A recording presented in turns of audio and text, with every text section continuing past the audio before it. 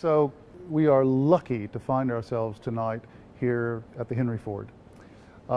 This is a really special place because it probably encompasses not only automotive history, but the history of design over the last couple of centuries, better than any place I can think of in the United States. And Ford's had a long history.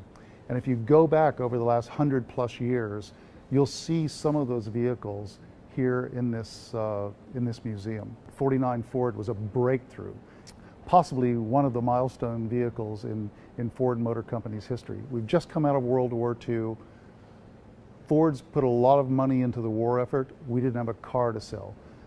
Ford's butt, frankly, was up against the hot pipes, and it took great design to actually get them back on the road.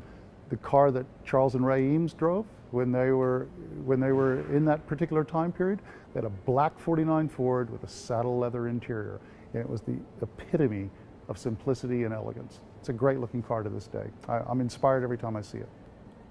If I look at things I'm attracted to, if I go to the movies, I kind of still love going to animated films.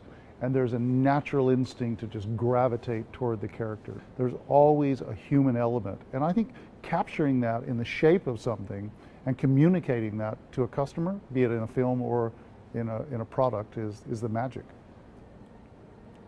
A good vehicle tells a story. Again, to relate it back to the movie analogy, you've got great movies. You've got movies that are wonderful stories, Academy Award winning stories, and people walk out of that movie and it stays with them for decades to come. And then you've got movies that are special effects, and 5 minutes later, it's out of your mind and you never think about it again. The majority of movies are like that. The majority of cars, they're also special effects. There's no story there.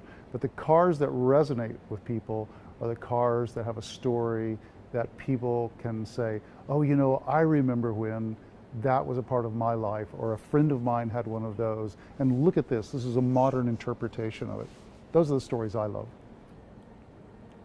If you talk to a customer, which is a human, living a life somewhere, somehow, with a certain amount of money, they've got their real life at home, and then they've got their life that they aspire to. So I always say, if you see someone in their home, that's who they are. If you see someone in their automobile, that's who they want to be. So it's my job to hopefully capture in sheet metal and communicate in sheet metal what these people have verbally aspired to. Well, our creative process starts with allowing everybody to screw up. So in a lot like a film, about 90% of what we do ends up on the cutting room floor. So I love mistakes. So let's get as many up on the wall as possible. And we'll have a look at them, knowing full well that many of them won't make the cut. So it's all right to make mistakes. That's where creativity comes from.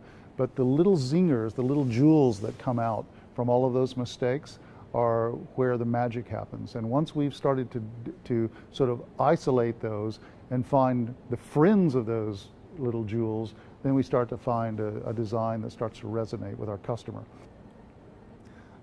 Latest trend in global culture is that there is a funneling of culture together.